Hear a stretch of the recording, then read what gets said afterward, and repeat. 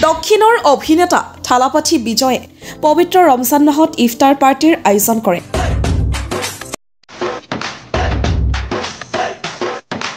মূৰত টুপি পিন্ধি ইফতাৰ অনুষ্ঠানত দোৱা কৰা দেখা গ'ল অভিনেতাগৰাকীৰ।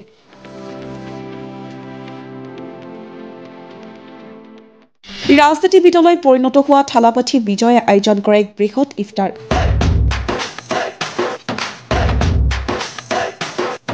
অভিনেতা ৰাজনীতিবিদলৈ পৰিণত হোৱা থালাপতি বিজয়ে ৭ মাৰ্চ চেন্নাইত পবিত্ৰ ৰমজান মাহ উপলক্ষে এক বৃহৎ ইফতাৰ সমাৱেশৰ আয়োজন কৰে। পৰম্পৰাগত বগা সাজ পোছাক আৰু মূৰৰ খুলিৰ টুপি পিন্ধি সিংহৰাশি তাৰকাগৰাকী উপস্থিত সকলৰ কাষত উপবাস ভংগ কৰাৰ পূৰ্বে সন্ধিয়াৰ প্ৰাৰ্থনাত সক্ৰিয়ভাৱে অংশগ্ৰহণ কৰে। ৰয়াপটাৰ YMCA খেলপথাৰত অনুষ্ঠিত হোৱা এই অনুষ্ঠানত তেওঁৰ ৰাজনৈতিক দলে আয়োজন কৰা বুলি জানিব পৰা গৈছে।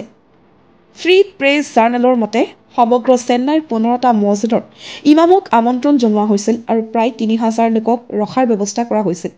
খবৰ অনুসৰি বিজয়ে সমবেত ভক্তসকলৰ বাবে ভোজৰ আয়োজন কৰাৰ পূৰ্বে ইছলামিক ৰীতি নীতি পালন কৰি সম্পূৰ্ণ দিনটো ৰোজা পালন কৰিছিল। ইয়াৰ পিছতে অনুষ্ঠানটোৰ ফটো আৰু ভিডিঅ' ছ'চিয়েল মিডিয়াত ভাইৰেল হৈ পৰিছে, য'ত বিজয়ক প্ৰাৰ্থনা আৰু সম্প্ৰদায়ৰ বন্ধনৰ মুহূৰ্তত বন্দী কৰা হৈছে। তেওঁৰ এই ইংগিতৰ বহুল প্ৰশংসা হৈছে। অনুৰাগীয়ে তেওঁৰ বৈচিত্ৰ্যময় সাংস্কৃতিক পৰম্পৰাক আঁকোৱালি লোৱাৰ প্ৰচেষ্টাক প্ৰশংসা কৰিছে। বিজয়ে 2026 চনৰ তামিলনাডু বিধানসভা নিৰ্বাচনৰ বাবে সক্ৰিয়ভাৱে প্ৰস্তুতি চলাইছে, য'ত তেওঁ স্বতন্ত্ৰভাৱে প্ৰতিদ্বন্দ্বিতা কৰাৰ সম্ভাৱনা আছে। বেছি বিজ্ঞাপনত ভাগৰি পৰিছেনে? এতিয়া বিজ্ঞাপনৰ বিনামূলীয়াকৈ যাওক কৰ্মক্ষেত্ৰত।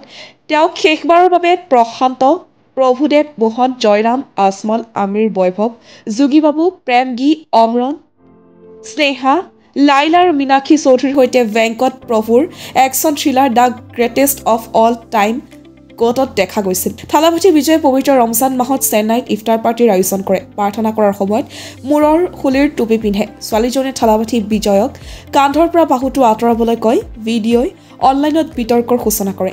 এই বিনোদৰ পৰিচালিত তেওঁৰ পৰৱৰ্তী চিনেমা জয় নয়গানৰ মুক্তিৰ বাবে এতিয়া সাজু হৈছে।